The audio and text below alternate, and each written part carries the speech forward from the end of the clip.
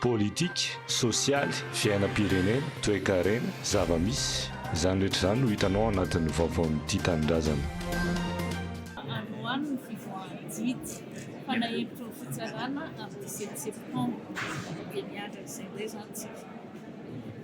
Tsy nivoaka tamin'ny ora farany ny didy mikasika ny rarana ny enjehana ny Patrika Rahamanana.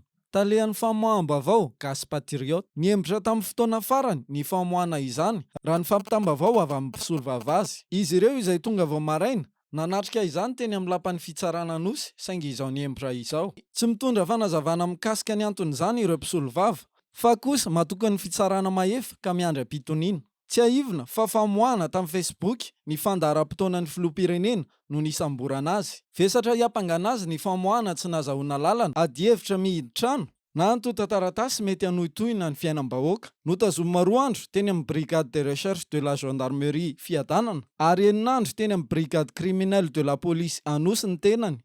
Ny 12 Jolay 2024 no niakatra teny amin'ny fitsarana ny raharaha ka nahazo fahafahana vonjimaika ny tenany taorian'izay mandra-piandry ny famoahan'ny fitsarana ny didy anio izay tsy nivoaka akory. No mafisy ny vadiny Ramatoa Doris Rakoto Samuel fa voan'ny AVC, accident vasculaire cérébral, izany hoe fahatapahany lalan-dramadinika any amin'ny loha i Mahery Manandafy ka nahitra hopitaly nanomboka ny sabotsy 17 aogositra lasa teo. Manaraka fitsaboana izy, raha maromaro moa no nanenjehana sy nanagadrana azy. Efa noelohana enim-bolana sazy miantona sy lamandy enina tapitry ariary ny janoary 2024. Noho ilay vaovao mikasika ny tetezan'ny Mangoro Moramanga amin'ny lalam-pirenena faharoa ka nilazany tamin'izany fa afa-po tamin'ny didim-pitsarana izy. Na ray lesony izy araka ny voalazany ary laza pabe maso fa tsy haniratsira ny filoham-pirenena sy ny fitondram-panjakana intsony. Notorian'ny vazaha antsoina hoe Olivier Blancard izay nanaovany ampamoaka ho mpamatsy bala ny dahalo ary miaramila eo anivon'ny fiadidin'ny Repoblika no nambara ny fananatitra izany.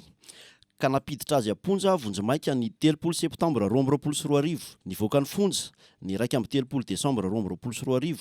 Nanao fandaharana manokana tamin'ny fahitalavitra vao tafavoaka ka isan'ny nambarany tamin'ny fandaharana ny 2 janoary 2024 fa efa hitany ny fonja izay faratapiny amin'ny antso-jay.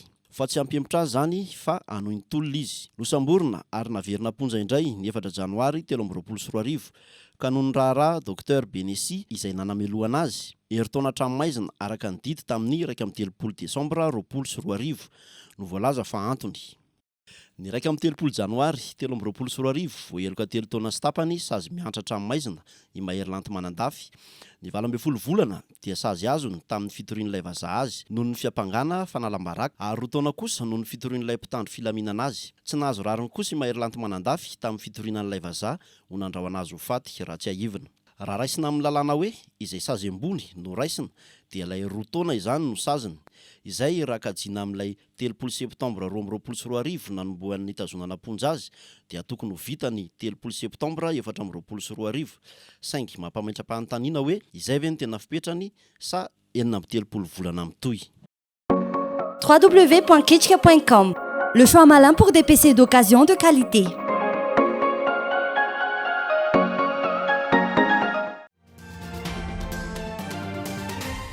Rongony milanja 700 kilao, izany hoe efa ho 2 taonina latsaka kely no tratran'ny polisym-pirenena tamin'ny trano fitehirizan'entana iray teny Avoloha ny faran'ny herinandro lasa teo. Efa dany voasambotra. Avy any Toliara ireto rongony reto araka ny fanadihadiana nataon'ny polisym-pirenena. Efa nao mafisina moa ny fanaraha-maso eny amin'ny lalam-pirenena faha-7 saingy tafaporitsaka ihany zany reto rongony reto izay marihana fa tao anaty gony miisa 720. Ny 17 Jolay 2024 lasa teo dia lehilahy iray no voasambotra teny Andotam-penaka rehefa tratra nitondra rongony milanja 500 kilao avy any Farafangana.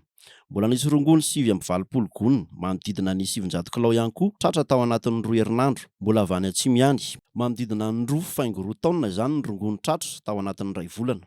Miamitombo hatrany ny rongony miditra eto Antananarivo izay midika fa mitombo zany ny mpanjifa. Misy toerana sasany dia efa tsy miafina intsony ny mpifoka rongony fa eny an-dalambe eny amin'ny andro mazava be, Ambohipo, Ambohimanarina, Andotam-penaka, 17 hektara no fantatra fa misy ireo mpamongady amin'ny resaka rongony foana eto. Ny mahagaga dia na efa fantatra aza ireo toerana ireo dia mbola mandeha ihany ny tsena. Miteraka fikorontanan-tsaina mety hitarika makany amin'ny adalana ny foana rongony.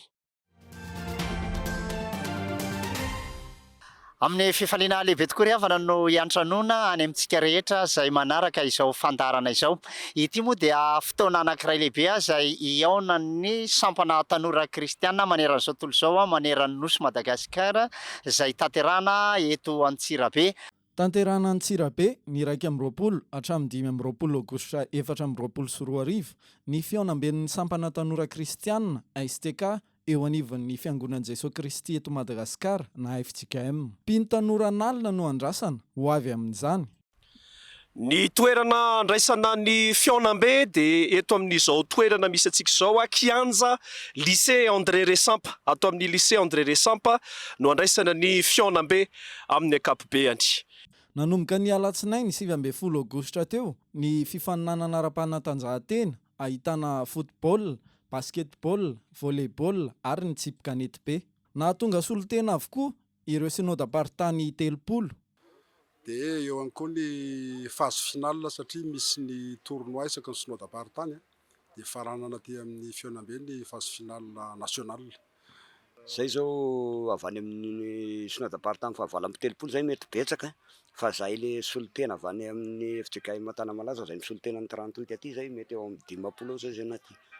Lohahevitra banjinina mandritra ity fionambe ity dia ny hoe STK miorina tsara, mihazakazaka ho an'ny filazantsara. Ny fionambe dia anisan'ny ataontsika hoe fampivondronana, fampiombonana samy sampana tanora kristiana na ny STK. Ny tanjona anisan'ny tena tanjona ngezabe ny fampiraisana eo ihany koa ny fitoriana filazantsara, fijoroana vavolombelona satria zay mahasamy hafa ny sport tsotra ny anatin'ny tsy fiangonana sy ny STK ao anaty fiangonana nefa ao anaty club. Ka ikendrena sy ampitaizana amin'ny alalan'ireo fampiofanana entin'ireo mpapiofana samihafa hoentina mideran'Andriamanitra kanefa natao ihany koa anehoana ny talentany tsirairay amin'ny alalan'ny fanomezam-pahasoavana ary ao anatin'izany zany ny fifaninanana. Ankoatra ny fifaninanana ara-panatanjahantena dia izy ihany koa ny fifaninanana soratra masina sy hira izay anomboka ny alarobia 20 Aogositra ho avy izao. Izany moa no natao dia mariky ny fampiombonana ireo tanora kristiana manerana ny nosy. Fahaiza-mandamina no enti miady ka mba hivoahantsika mpandresy sy ahafahany zavatra rehetra andeha amin'ny laoniny dia tsika rehetra miara-mientana, tsika rehetra miara-manatanteraka no zava-dehibe. Raharosory avaka samy tahian'Andriamanitra. Tena tsara ny fiambonana ary manentana ny kristianina rehetra mba hitonga anatrika ny fionambe izay atao fa mahafinaritra ny aty. Ao anatin'ny ataontsika hoe fiombonam-po, fiombonantsaina, fifankatiavana avokoa ny atrentsika ny fifananana fa aza dino fa misy ka tsara midera koa amin'izao maha izay efa siloko teny sady alefako sady mifanentanana fa afinaritra koa ny fidiarana izay ezaka iombonana amin'ny komity fa 50 taona ny STK FJKM izy io. Efa nivonona hatramin'ny ely izahay manentana anareo ho tonga hanaja fandaminana ary ho tonga soamatsara eto Antsirabe hiatrika izao fionambe izao manantonana efa mandray anareo ampitiavana izahay. Misaotra tompoko. Politika, sosialy, fiainam-pirenena, toe-karena, zava-misy, izany rehetra izany no hitanao anatin'ny vaovaon'ity tanindrazana.